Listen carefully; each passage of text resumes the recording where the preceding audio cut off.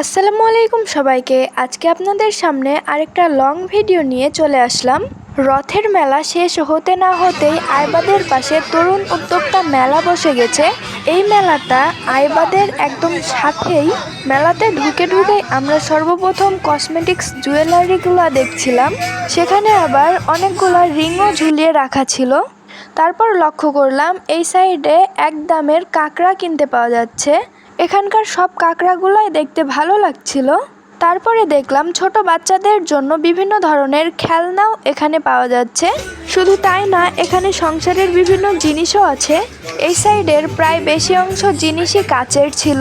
ফালুদা বা আইসক্রিমের জন্য এই বাটিটা অনেক ভালো হবে, দেখতেও আমার কাছে অনেকটাই ভালো লাগছিল।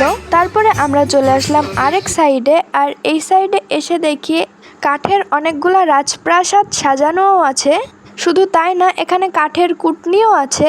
তার পাশের আরেকটা দোকানে দেখি যে ঘটি বাটি বিক্রি করা হচ্ছে। এগুলা সংসারের জন্য খুবই প্রয়োজনীয়। এখানে বটি, বদনা, হাঁড়ি পাতিল থেকে শুরু করে সব কিছুই আছে। তারপরে আমরা চলে আসলাম পোশাকের দিকে। এখানে অনেক স্বল্প দামে 3 পিস পাওয়া যায়। 3 পিস 3 পিস মাত্র 1000 টাকা। এছাড়াও অন্যান্য পোশাকের জন্য অনেক ডিসকাউন্ট রয়েছে। তারপরে লক্ষ্য করলাম পদ্মা নদী থেকে একটা কুমির ধরে আনা হয়েছে এখানে, আর পাশেই আছে একটা নাগরদোলা। এই সাইডে এসে দেখি মাটির জিনিসপত্র বিক্রি করা হচ্ছে। মাটির জিনিসপত্র আমার কাছে অনেক ভালো লাগে। আপনাদের কাছে কি ভালো লাগে? যদি ভালো লাগে তাহলে জানিয়ে যাবেন। তারপরে আমরা হিমিবাবুর জন্য ব্রেসলেট পছন্দ করছিলাম, কিন্তু সেগুলো আমাদের কাছে তেমন একটা পছন্দ হয়েছিল না, সেই কারণে কোনোটাই কিনিনি। তারপরে এই সাইডে এসে দেখি এখানে বিভিন্ন সাইজের 1 পিস 2 পিস টপস পাওয়া যাচ্ছে।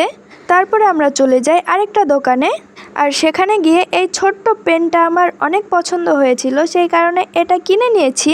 এই ভিডিওটা এখানেই শেষ করছি। যদি ভিডিওটা ভালো লাগে অবশ্যই চ্যানেলটা সাবস্ক্রাইব করবেন। সবাই ভালো থাকবেন। আল্লাহ হাফেজ।